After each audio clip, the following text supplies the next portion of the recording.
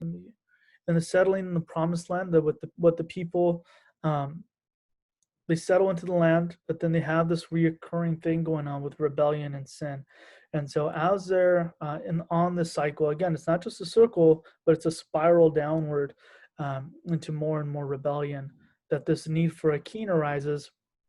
And when we talked about last week, with the institution of a king comes along with its own issues, namely whether or not the king will lead the people into covenant faithfulness. Their one job. Their one job. And so we'll talk more about that today. And then we'll get through, Lord willing, we'll get through some of the prophets as well, which will be very interesting for us. But in Act 4, 5, and 6, this will be the second half of the story, which we'll begin to in a couple weeks. But here we have Eden. We've gone through Garden of Eden, gone through Noah, Abraham, Isaac, and Jacob, all the way through the Exodus, the wandering in the desert as they get over to the land of Canaan here in Joshua and Judges, and they start settling down and establish the monarchy. And what we're going to be talking about here is after Solomon, something will happen in the nation of Israel, and specifically in regards to the monarchy. And so what I want you guys to do is I'll go ahead and split you guys up into groups. And what I want you to do is take a look, read through 1 Kings 12, and in groups, name several reasons why the nation of Israel splits into two. So read through 1 Kings 12 and then state why the nation of Israel splits into two. So I'm going to go ahead and send you guys into breakout rooms, and then we'll get back together in 10 minutes.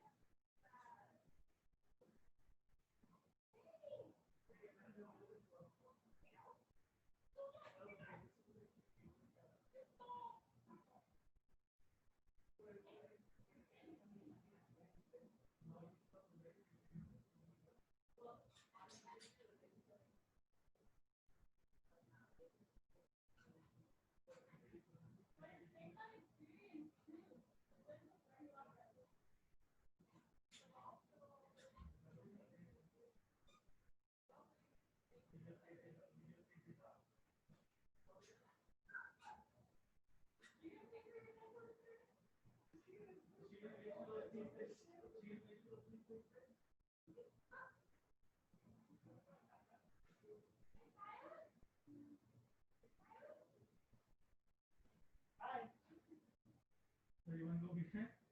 No, I'm gonna try to go in here. Your favorite room in the house, Kayla and Katie's room? What's that? What's that? What's that? What's that? What's that? Ah!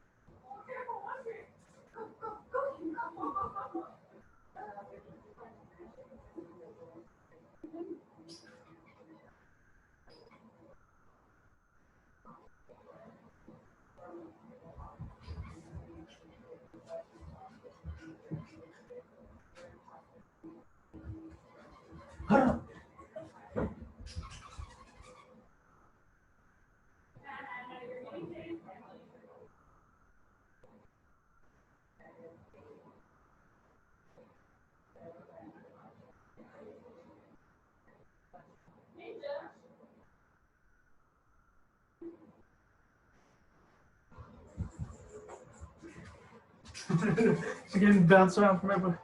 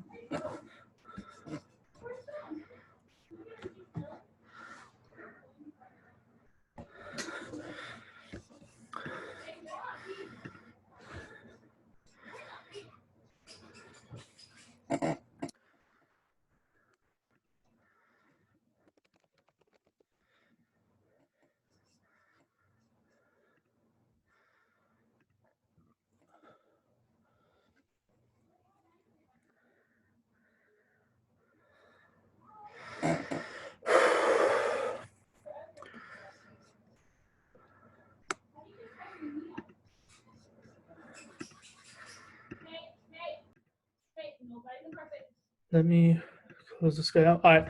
So let's go ahead and talk about it. What are the two reasons? It says several, but there's actually only two. The two reasons why nation of Israel splits. What my group kind of discussed, what we read, was All that right. Israel's were trying to rebel against their king because the king was rude and not listening and not trying to follow like already preset rules for him, I guess. What was he doing specifically? Um, There's one specific thing he does. the one specific thing is here I'm reading says when all Israel saw that the king refused to listen to them. So like I'm guessing he's refusing to listen to or he's rejecting the advice, rejecting the advice by the elders. Mm-hmm. And what was the advice of the elders? All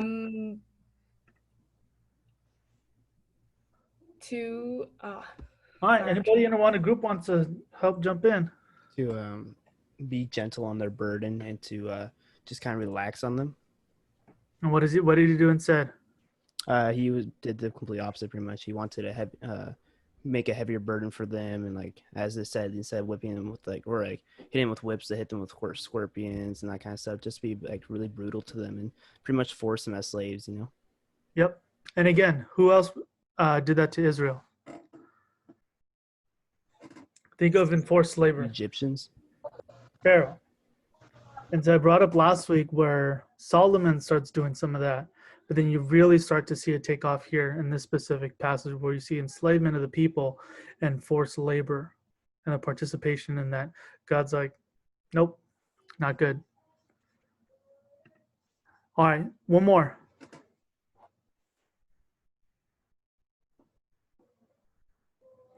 There's one more. All right. We had 3 points. One of them was what Suri said, and two of the other ones were, the first one was that it kind of looks like the Israelites wanted a little bit of their own power and to be able to rule themselves almost like that they just didn't really want to be completely ruled as slaves or like just as people to have a king above them. And also the second one was to it was God's plan in the end of the verse 24, I think. It said that this was God's plan and his purpose in this to not mess around with it. So kind of like it was already going to happen. It's not like predestined, but it was God's plan for that to happen. For what to happen specifically? For the Israelites to rebel, or like the people that certain nation to rebel against the king. Yeah. Anybody? I'll give it to it because there's one more. Anybody else? That's part of it, and I'll make it more succinct.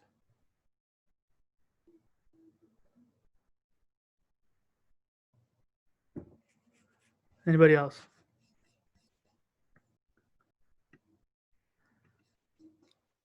All right.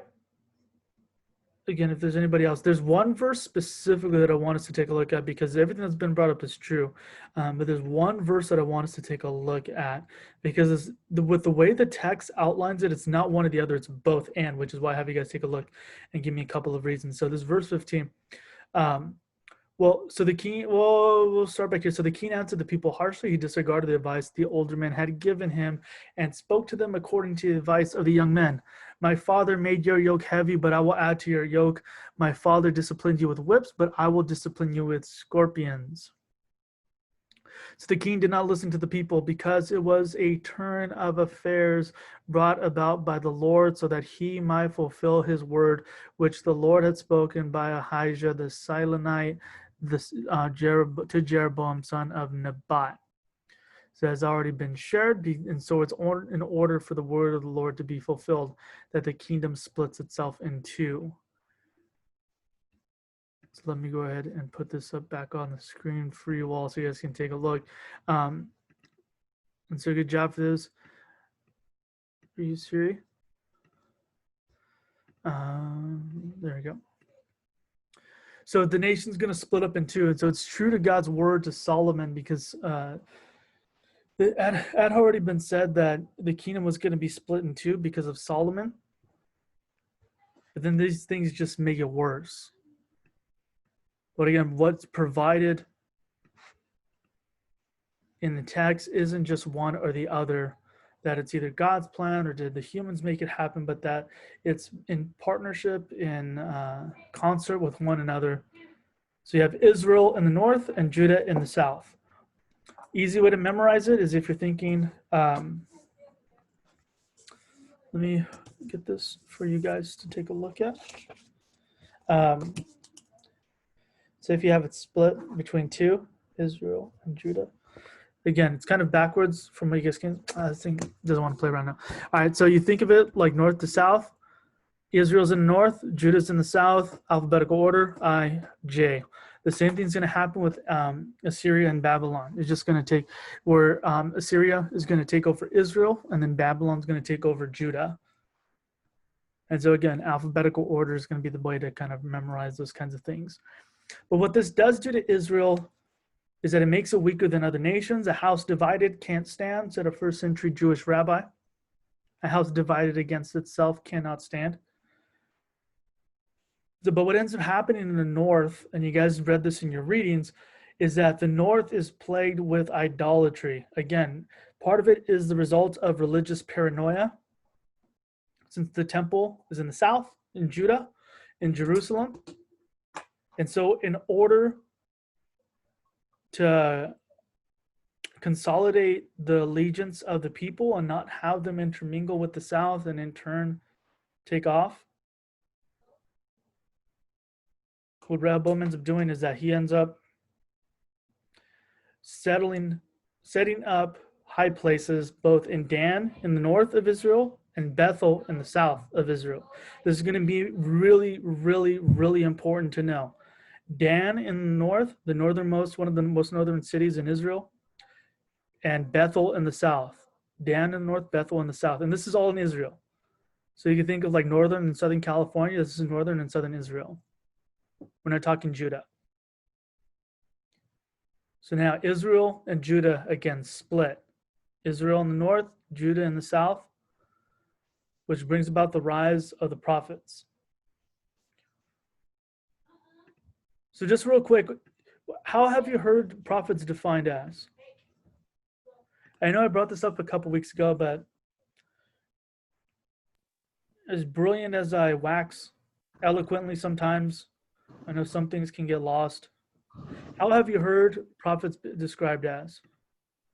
They tell the Israelites when they're messing up. Tell the Israelites when they're messing up. Anybody specifically? Any specific Israelites or just all of them? Y'all, everybody in trouble. Everybody's gonna get it. I don't know that. I don't know the answer to that. Okay, so Danielle says messengers, Caleb mediators between rulers and God. Good. Nobody else? What kind of messages do the prophets have? Prophetic messages. Yeah, but what's the content of them? Um, like almost like wisdom or like warnings about things that are going to happen if they don't shape up. Oh, okay. Anybody else?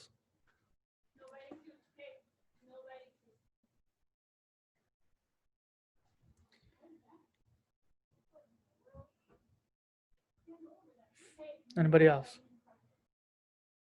I'm sure we've all got an idea. Early on, when uh, it was right before and during I started going to what was LPC at the time, um, Pacific College, and now LPU. But I remember at least maybe like once a quarter, they would have Prophet John, Prophet Jane, whatever last name that was coming through from like random parts of like Texas, Missouri, like just again somewhere around the country, sometimes Oregon too. Um, but what they seemed to do, and the way we understood prophets, especially, was that somebody who came into town telling us something cool about what God was going to do, and it was usually about a bigger building. Like came to tell us something about it. Kind of gave us to give a. It'll sound funny, but I think you guys will get it. Kind of gave us an update about the building project that we were supposed to be doing, because everybody wanted a bigger building, but it's almost like the person coming by had wanted to kind of tell us what we wanted to hear, which we came to find out a few years later that didn't actually end up happening, which was a little awkward when the same people would come by, saying that God's going to give you this and this and this, and nothing came around. And so it's just, yeah, very, very interesting. A lot of it being informed by the culture that we grew up in, because again, nobody told us what a prophet was, but we had to assume what it was based on the kind of function and the things that they would do. And most of the time, it was trying to fortune tell the future. If you guys do this, then this will happen. And not so much in the ways that it's like, hey, repent, turn to the Lord. That happened every once in a while, but it was most of the time like, hey, Lord wants you to take the land. Take the land. Step forth in faith. And usually, again, meant bigger building. We knew. We thought. Anyways. So, anybody else? Similar experience, different experience? And I don't take my experience to be normative, which is why I always want to know what other people have experienced.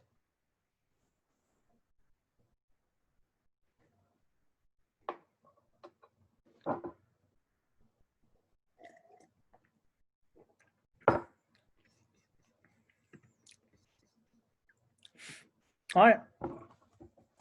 Well, again, as I brought up a couple weeks ago, for you guys, as Caleb had stated, that there is a component between leadership and the prophets, and that the prophets don't really come into prominence until the monarchy starts out. Or the prophets don't really come into prominence until the monarchy starts up. And what they do is that they provide checks and balances for the monarchy. They provide a checks and balances. And there's no prophetic dynasty. It's not like there's this family of prophets and they just continue to have prophet babies up for like ever. And this kind of gift is passed on through whatever means we think can suffice for how you pass along prophetic ministry. But what they do is that they're called to address a specific issue, whether it be political, economic, social, oftentimes all three condensed into one. That they're not fortune tellers or predictors. And that they're God's messengers for the present. That, mind you, the things that they say that will happen in the future was already dictated to them in Deuteronomy. Should they keep the covenant, then these things will happen. These good things will happen. If they veer from the covenant, then these bad things will happen. And so it's a continual call back to covenant faithfulness, covenant loyalty. Where the kings fail, the prophets fill in. Where the kings fail, the prophets fill in. Where the kings fail, the prophets will fill in to call back to covenant faithfulness. That's their jobs. Again, if you're thinking about what one job do they have, the king has to do is, again, to lead and to teach in covenant faithfulness, and the prophet reinforces that. And again, where the kings fail, the prophets fill in.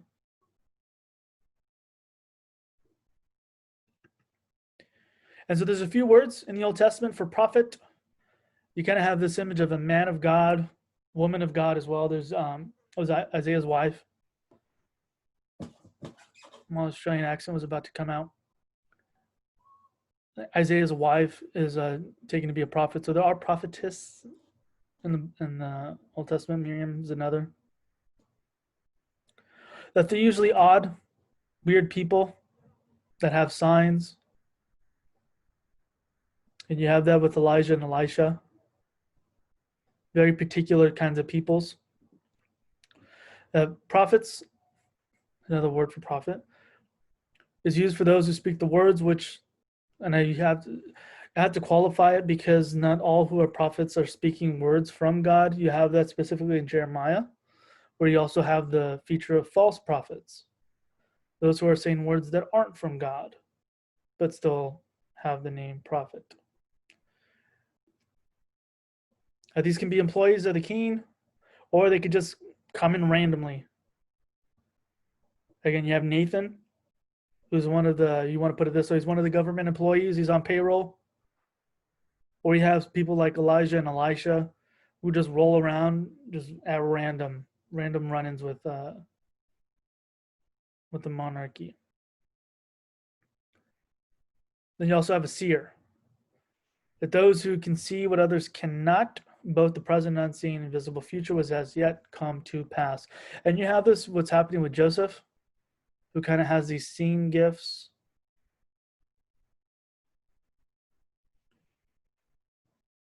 You also have it come up with Ezekiel.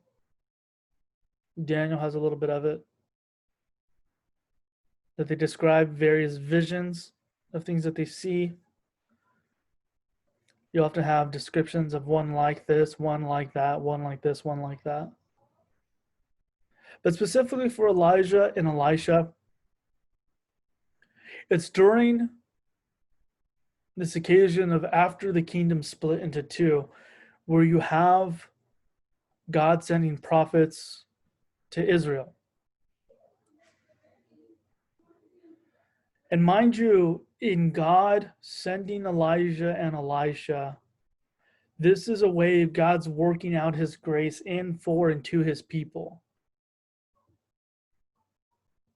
That God is calling the people back to covenant faithfulness again because the kings are failing to do so. That God is patient. God's patient with these peoples. And for Elijah and Elisha, what they're dealing with is a context of tremendous amount of stubbornness. But unfortunately, a lot of the kings are like old Grandpa Jeroboam. And you have the climax there with Ahav and Jezebel. And Ahav there, he doesn't just allow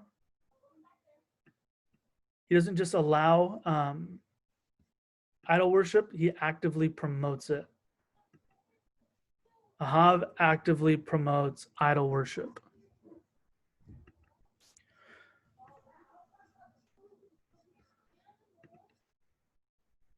And let me do this real quick. Give me 2 seconds.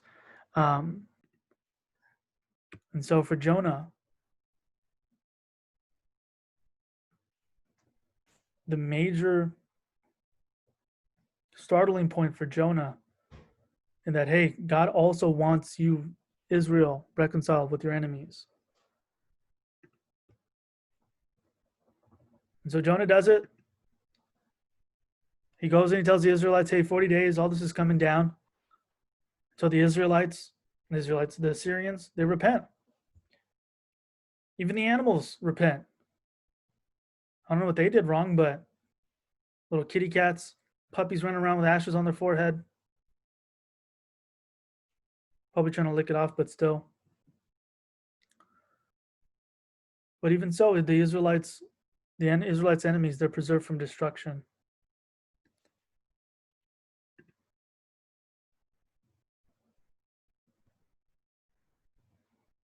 And so I'll go ahead and leave you guys with this, that it's understandable to be upset that the God who demands us to forgive our enemies, and to be upset that, and to wonder if we're mad about the grace God gives to the poor rather than tell them to pull up their bootstraps, mad that he offers radical hospitality to strangers, refugees, immigrants. But then to also ask ourselves the difficult questions of whether or not we're actually upset the way that God is this way, or that God desires for us to be this way. Again, and being reflections of God in the earth. And are we mad that God chooses to forgive those who would consider themselves enemies, or are we more upset the fact that in following a God who forgives those who kill him, that he calls us to do the same? That's hard. It's hard.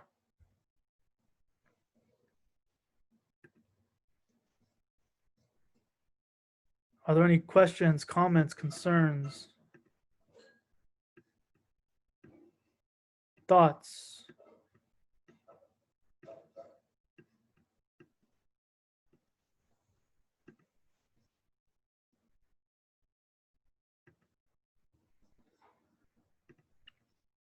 All right. Well, you guys go ahead.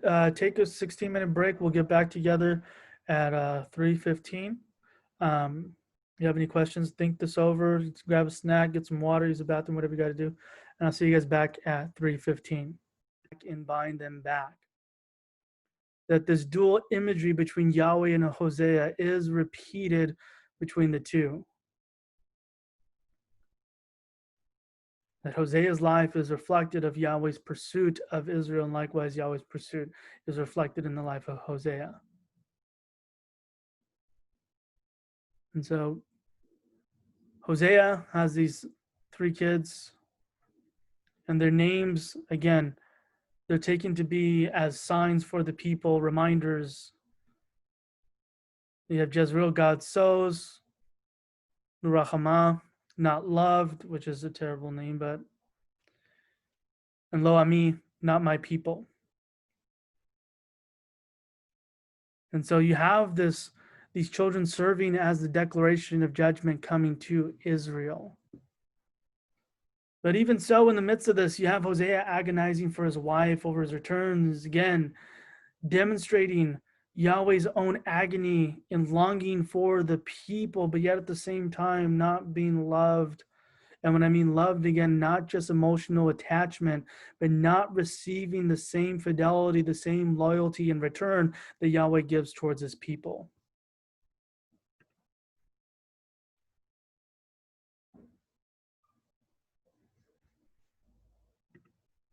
And so I'm going to go ahead and open up this for you guys to take a look at.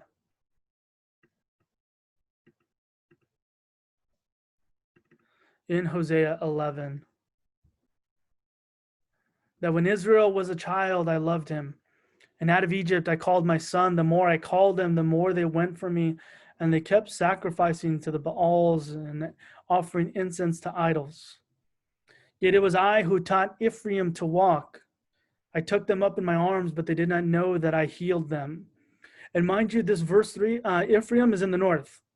It's a small city in the north. So Israel, Yahweh is talking very specifically, again, to Israel in the north by specifying one specific city. I led them with cords of human kindness and with bands of love. I was to them like those who lift infants to their cheeks. I bent down to them and fed them. They shall return to the land of Egypt, and Assyria shall be their king, because they have refused to return to me. The sword rages in their cities, and it consumes their oracle priests and devours because of their schemes. My people are bent on turning away from me. To the Most High they call, but he does not raise them up at all. Yet, how can I give you up, Ephraim? How can I hand you over, O Israel? How can I make you like Admah? How can I treat you like Zeboim? My heart recoils within me. My compassion grows warm and tender. I will not execute my fierce anger. I will not again destroy Ephraim. For I am God and no mortal, the Holy One in your midst, and I will not come in wrath. They shall go after the Lord who roars like a lion. When he roars, his children shall come trembling from the west. They shall come trembling like birds from Egypt, like doves from the land of Assyria, and I will return them to their homes, says the Lord. So, real quick pop quiz. Who can tell me something about Admah? And who can tell me something about Zeboim?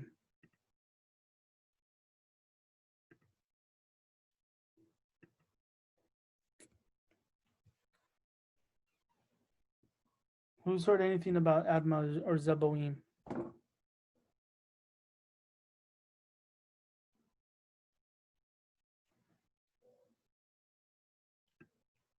Anybody even want to try? Just throw something out there, see if it sticks, see if it works. People lived in their cities. They're in the Bible.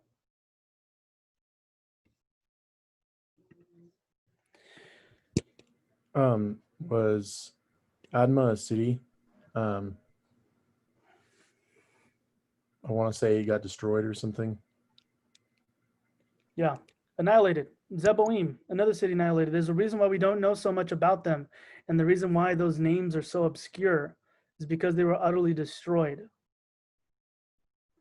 And so that's the comparisons there aren't just, it sounds fairly random. Like, what are these cities? But again, to original audiences who would likely be aware of the situation, how can I make you utterly destroyed and not to be remembered in future generations like these little cities, Admah and Zeboim? Because mind you, that was part of the covenant, that should you break covenant, you will be wiped out. Your enemies are going to overtake you, slaughter you guys. And so Yahweh is turning in his heart, asking himself, how can I make you like those who were destroyed and forgotten? And again, it's not because he's holy that this judgment and anger comes down. It's because he's holy, he's different, that he's not human, so he chooses to have compassion. And oftentimes, again, the way we think of holiness in terms, it's usually God is separate from, he's apart from, he's different. He has to execute judgment. He has to do all these kinds of things. But instead here, when we take a look at holiness, it means that because God is holy, because God is different, in light of broken covenant, that Yahweh will have compassion. It's because that Yahweh's holy is that the reason why he's going to have compassion.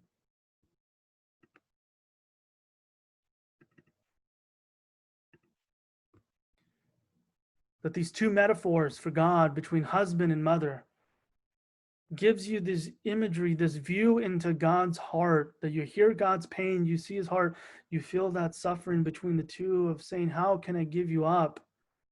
How can I make you like these people who were destroyed? That because God's holy, he's not going to destroy utterly. Yes, judgment's going to happen. Because again, you do have the sentence there of these people who refuse to turn. But yet, the reason for judgment oracles, as a heads up, and this is going to be important to write down to know, because this is going to come up not just for this class, but just for you guys to know in the future, that with judgment oracles, there's always the possibility to turn around. That with judgment oracles, there's always the possibility to turn around. That these aren't once and for all time statements that, hey, judgment's coming, it's all going to hell in a handbasket, nothing's ever going to change. That's not what's happening here. That these indictments of judgment come as a mark and as a sign of grace, that Yahweh still holds out the opportunity to turn it around should you guys choose to turn it around. But if not, then this will happen. And you see the utter heartbreaking response that Yahweh has in making it happen, and how he's delaying for so long in seeing it come to pass. And so again, we don't have to wait to get to the New Testament before we see a God of grace, but that rather in the sending of these judgments, these kind of oracles, these declarations of judgment, you have grace being held out that the people can turn around should they choose to do so. It's just that they don't want to. People don't want to.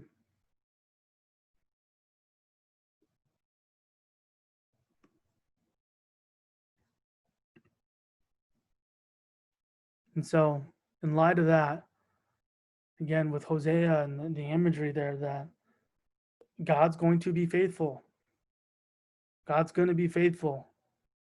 Is God going to be faithful in executing judgment, or is he going to be faithful in providing redemption?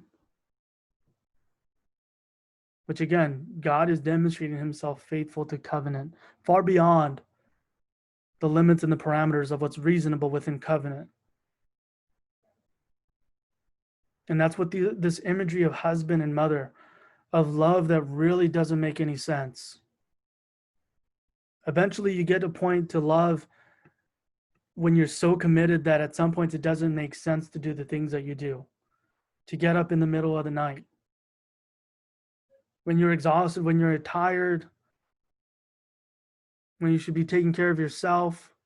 This kind of self-giving of one towards the other out of nothing but love and for the good and the flourishing of the other person, that the person continues to pour out from themselves. And this is what God does over again and again and again towards Israel in the hopes that Israel will turn it around and be redeemed. But again, Hosea says, no, they don't want to do it.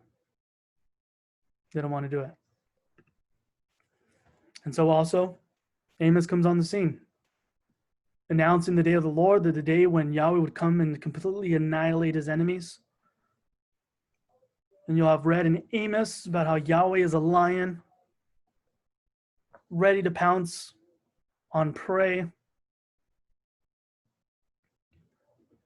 And then you have this first sermon that Amos gives about judgment coming to all these nations which surround Israel. Damascus, Gaza, Tyre, Edom. Amen and hallelujah, says Israel. You get the tambourines going. The hermanos down front. The sisters down front with the flags, getting those things going. The shofar blowing in the back. Bah, bah, bah, bah, bah.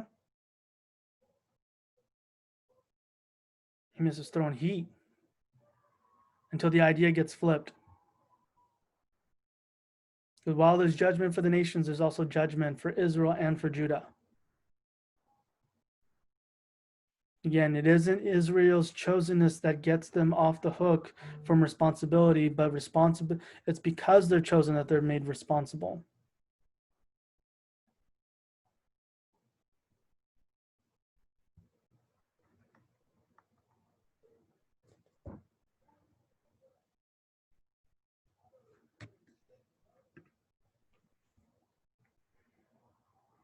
But again, why even warn these nations? Why not just judge? Just bring down the hammer. You want me to bring down the hammer? That's my best Thor impression. It's great, right? Pretty good? There you go. 1 to 10. 1 to 10. Quick. What is it? 11. Whoa, there you go. Extra credit. 11.5. Whoa, 8.4. Ah, Joseph, come on, man. 8.4. That's still passing, I guess. It's still a B. 20. Oh, now you guys are gigging crazy. Are you Chris Hemsworth? I know. I have to put on the glasses just to differentiate between me and him.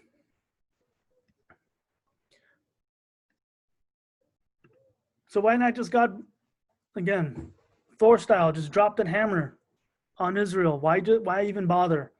Why bother with Israel? Why bother with the nations?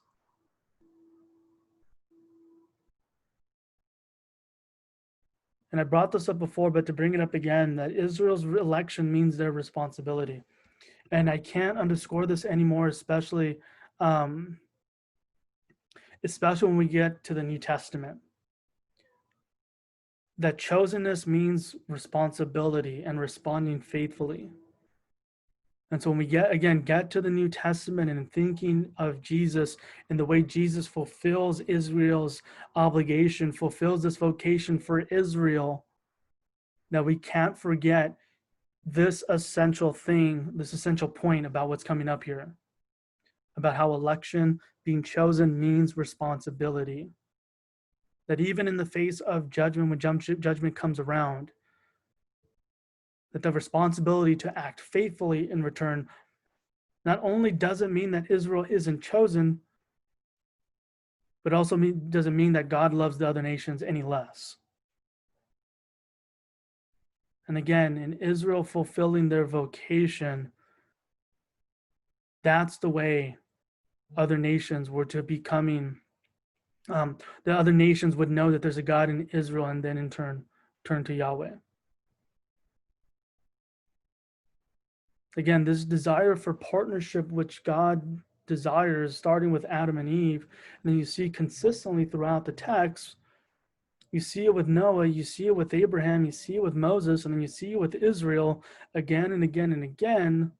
This desire for partnership doesn't ever wane. It doesn't ever really go away.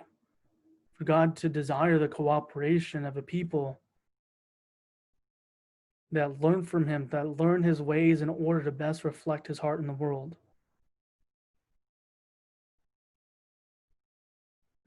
But again, it's not predetermined, and nor is it coerced whether or not we will behave and participate in certain ways. And specifically what I mean by those ways being faithful obedience. And so Amos is also going to address issues pertaining to justice that, unfortunately for Israel, that they don't do much justice in their lands, and Amos is going to specifically name a few things.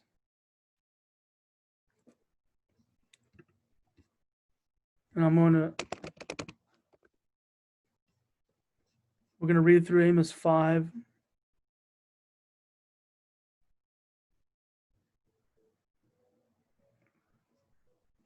And as we're reading through Amos 5, listen to a few things that do come up for Amos as Yahweh's talking to them and bringing up and confronting them in the midst of what's happening in their context.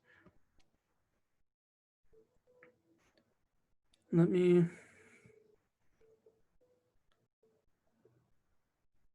go down here to verse 18. Alas for you who desire the day of the Lord.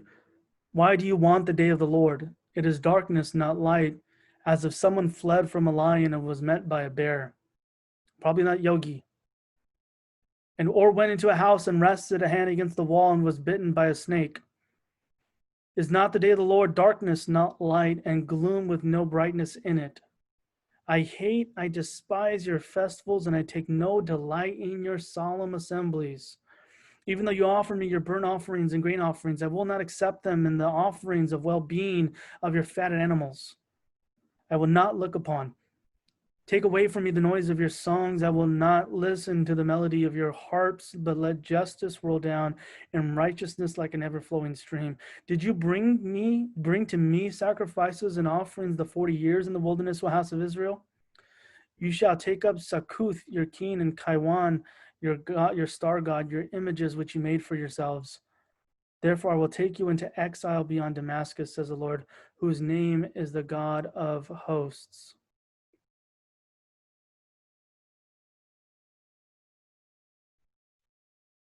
Let me go up to verse 8. That the one who made the Pleiades and Orion, that's going to be the stars, talking about creation, and turns deep darkness into morning and darkens the day into night, who calls for the waters of the sea and pours them out on the surface of the earth. The Lord is his name, who makes destruction flash out against the strong, so that destruction comes against the fortress. They hate the one who reproves in the gate. They abhor the one who speaks the truth. Therefore you trample on the poor and take from them levies of grain. You have built houses of hewn stone. You've shaped the way stones are shaped to make big houses, but you shall not live in them. You have planted pleasant vineyards, but you shall not drink their wine.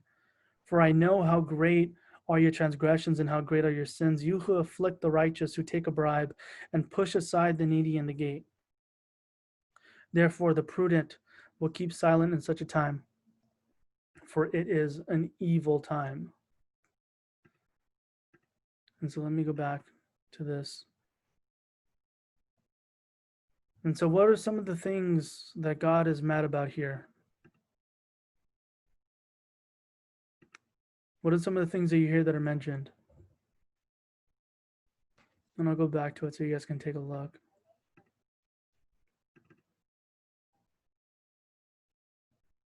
So I read for specifically from here.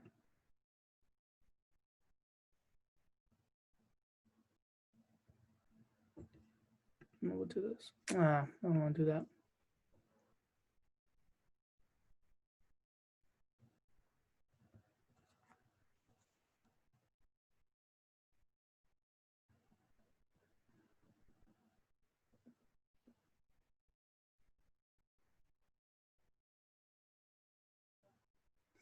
What are some of the things that are being mentioned here? He doesn't like how people are treating the poor. From verse 11 and later on when he says, you push aside the needy in verse 12. Yeah.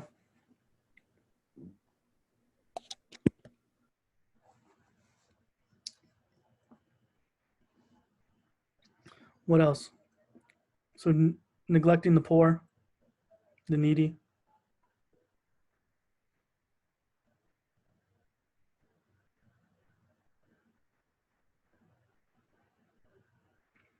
There's one more at least.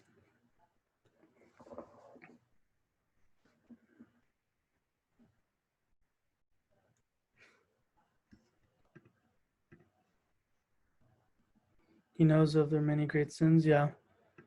Yeah.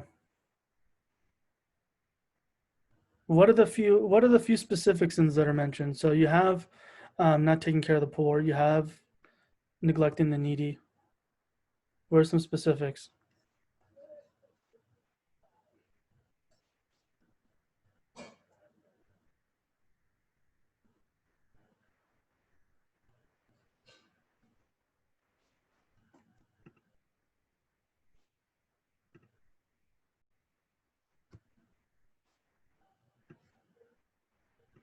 Mind you, as much. Go ahead. Oh, they deprive the poor of justice in the courts. Yep. Deprive the poor of justice. There's one more. It goes by quick, but. And the prudent keep quiet in such times, for the times are evil. Mm-hmm. Yeah, and there's one more. Again, it goes by pretty quick.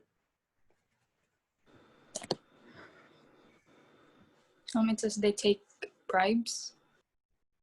There you go. So you neglect the poor, the needy, taking bribes that corrupt.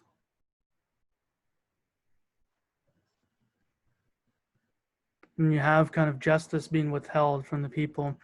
And so you see this kind of reoccurring thing that's going to happen, especially in Amos, between the civic lives that they lead, the lives in community, and how that reflects a certain kind of incongruence, a certain kind of dissonance, a certain kind of clash between the way that they behave and the way that they participate in worship. Because again, here you have Yahweh saying, I despise your festivals, all these institutions which Yahweh gave to Israel, that God will then, again, it'll gross them out. Because again, we can't disconnect what's going on here from what's going on up here. That again, the relationship between civic, public life and personal, or should I say public worship as well. That this, but let justice roll down like waters and righteousness like an ever-flowing stream. That justice and righteousness here are parallel terms, that they help to define one another.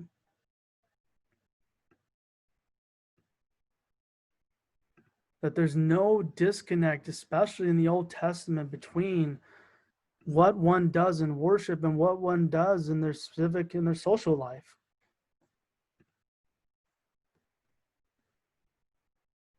And that in Amos 5 specifically, you have this threefold call to seek me, seek me, seek me, that in right virtue, in right ways of living in public, that shapes the way we worship. And likewise, right worship creates a love for justice, that it's not just about right action, it's also about right relationship. That we can't have one without the other. That worship, if we can put it this way, worship done rightly ought to create the parameters in which justice happens for all peoples. And again, that worship done rightly creates the parameters, it creates the context in which justice that looks a lot like the kingdom of God is given birth. Like that's where it happens, is in this context. That Israel's prosperous, but not all prosper. And so what God wants for his people from the top all the way to the bottom is for everyone to be able to, is to look out for those that are considered the least. And the Yahweh sees and hears the cries from the people, but the people refuse to listen to one another, especially those that have been named, that those who refuse the cause of the needy for the poor, those who choose to take bribes, and those who turn away justice from the poor.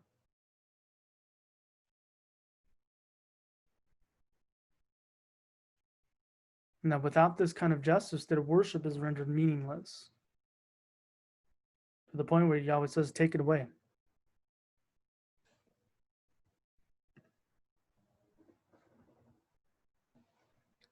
But yet, even in this context, there remains a remnant.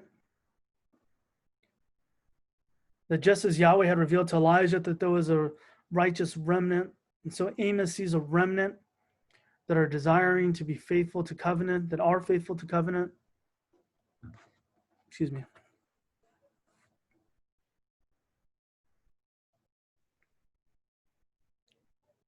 And so whereas we'd focus on national salvation or national fate, Elijah shows us that there is such a thing again with individual. It's not one or the other, it's both.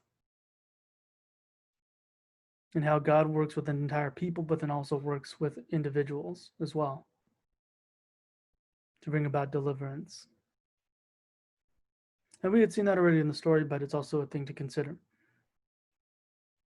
Again, of Yahweh working with these kind of pockets of peoples and individuals, and not just with an entire conglomeration of peoples. So are there any thoughts, comments, questions thus far? Comments, questions, thoughts?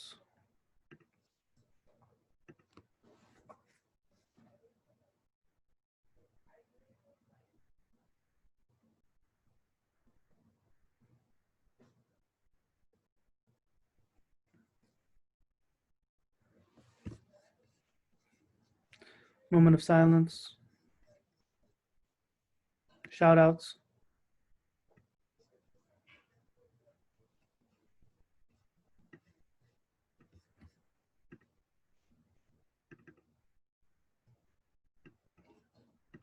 Any songs to minister to the congregation?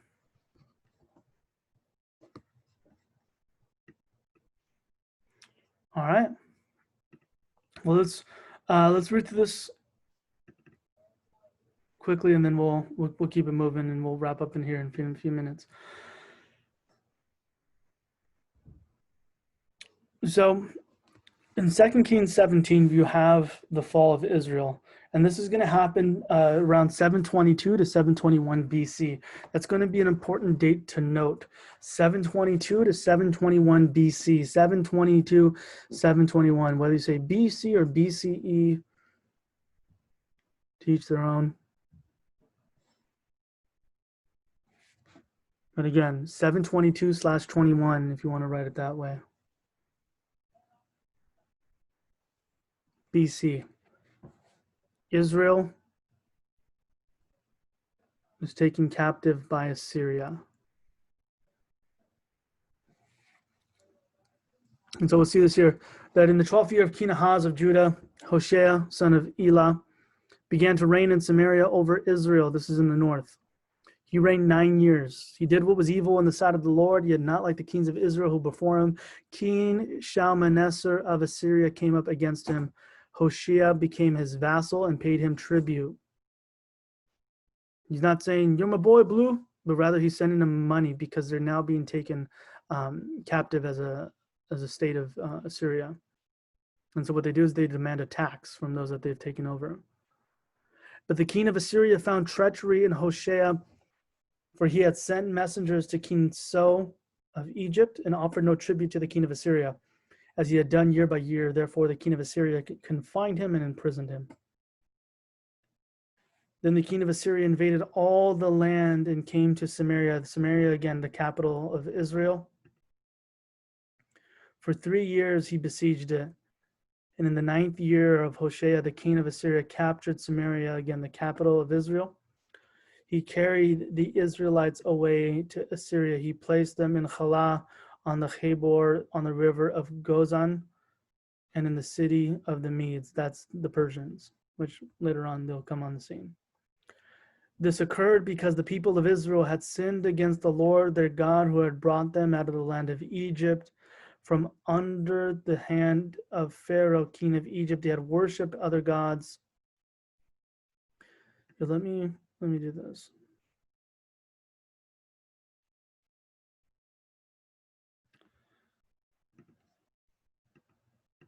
So this is going to be important for us to note, especially 2 Kings 17. And they worshipped other gods and walked in the customs of the nations. From the Lord drove out the people of Israel, and in the customs that the kings of Israel had introduced. Again, you have idolatry in the land and the idolatry that the kings introduced. The people of Israel secretly did things that were not right against the Lord their God. They built for themselves high places at all their towns, from watchtower to fortified city. They set up for themselves pillars and sacred poles on every high hill and under every green tree. There they made offerings on all the high places that the nations did, whom the Lord carried away from before them. They did wicked things, provoking the Lord to anger. They served idols of which the Lord had said to them, you shall not do this. And so you'll see again here that they rejected the commandments of the Lord their God and made for themselves cast images of 2 calves. They made a sacred pole and worshipped all the hosts of heaven and served Baal. They made their sons and their daughters pass through fire. They used divination and augury, and they sold themselves to do evil in the sight of the Lord and provoked him to anger. Therefore the Lord was very angry with Israel and removed them out of his sight. None was left but the tribe of Judah alone. And that's all out of 2 Kings 17. 2 Kings 17. And so as Israel will slide further and further into the shadow of sin, marked by disobedience, which I just read. And the way this is going to be mentioned is specifically through idolatry. Idolatry, idolatry, idolatry, idolatry.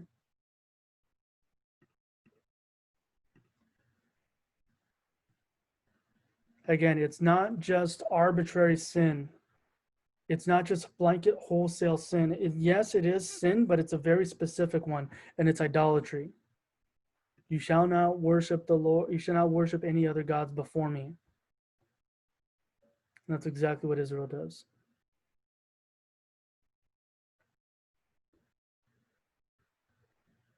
And so Assyria will continue to antagonize Israel until eventually Assyria takes over during the reign of King Hoshea.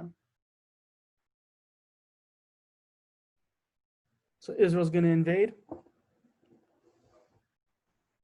They're going to go after Samaria, which is Israel's capital, and after 3 years, they're victorious, which marks the end of the northern kingdom, the fall of the northern kingdom. Again, to mark this out for you guys, this will be 722-21 BC. I like to put BC, but you can put BCE.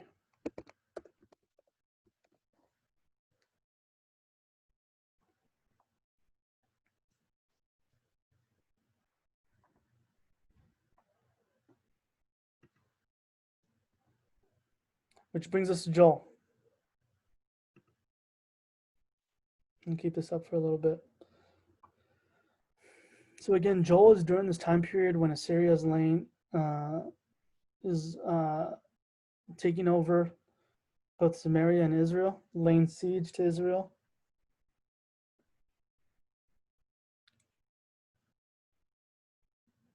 Excuse me. And so Joel will, again, have this vision, which is meant to serve as an encouragement for Israel towards covenant faithfulness, even right before everything, all this stuff's about to go down. And so you have Joel, you have this imagery of locusts, of bugs, of pests coming to invade Israel, which may be a metaphor for an approaching army. And again, the place and the people of Israel are threatened. To come back to the Abrahamic covenant, where the promise of a place and the promise of a people, both are being threatened here because of a failure to learn to live faithfully to covenant.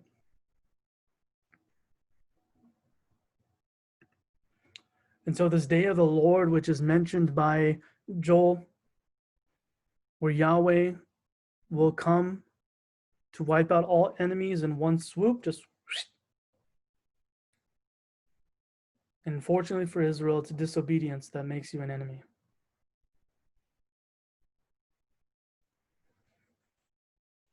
And so what Joel will call for then is repentance.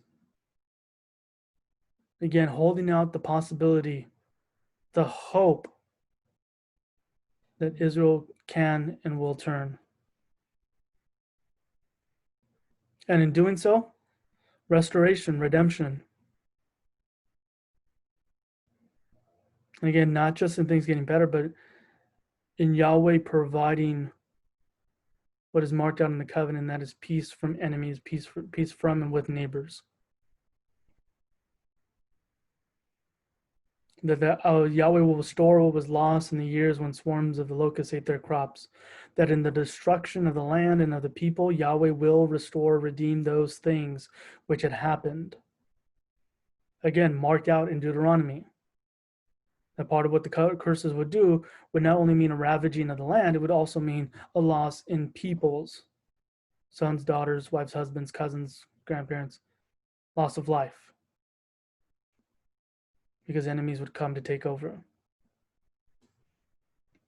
And so what Joel is seeing is that a day will come when Yahweh will pour out his spirit. Yahweh will pour out his spirit on his people, even after Israel has gone into exile.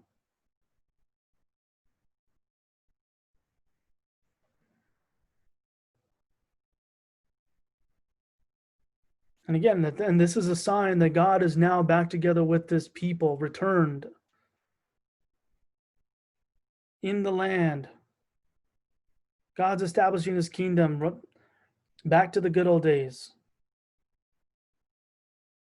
And so we have part of this promise that happens, that it's not just the leaders, it's not just the kings, it's not just the prophets, it's not just the priests who have the Spirit, but rather the Spirit is poured out on insiders, on those that are considered great, and those are considered least.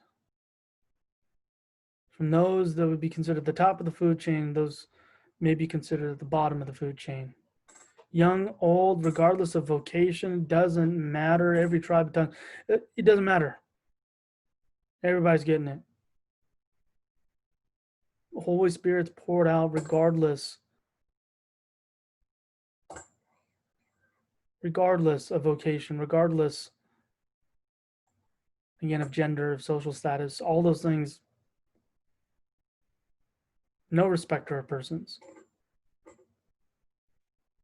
In order that the people might finally be faithful to keeping covenant.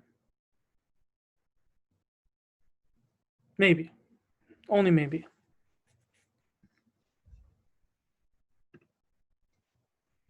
Are there any thoughts, questions, comments, questions?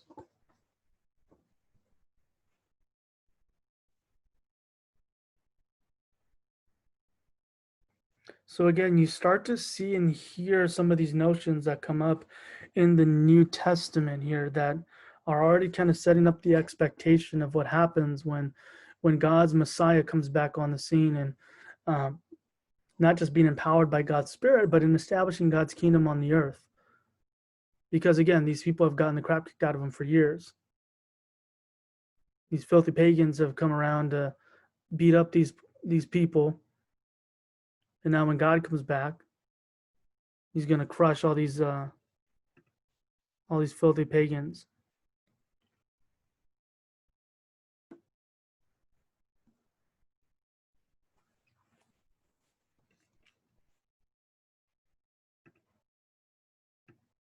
So do we have any questions, comments, concerns?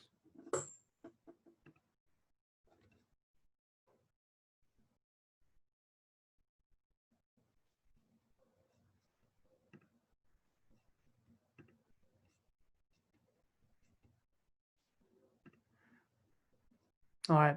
So in taking a look at next week, again, now since we have a few minutes here, taking a look out for next week, don't read Lamentations 1. Don't read Lamentations 1. Don't read Lamentations 1. That'll be on your scripture story assignment. So again, don't read that part. You'll see a lot of different, again, single kind of verses here. So it looks like a lot, but when you total it all up, it's about the same as what we've had every other week. It just, again, it looks like a lot, but it's like one chapter here, one chapter from this book, one chapter from this book. It's just, don't let the amount fool you there.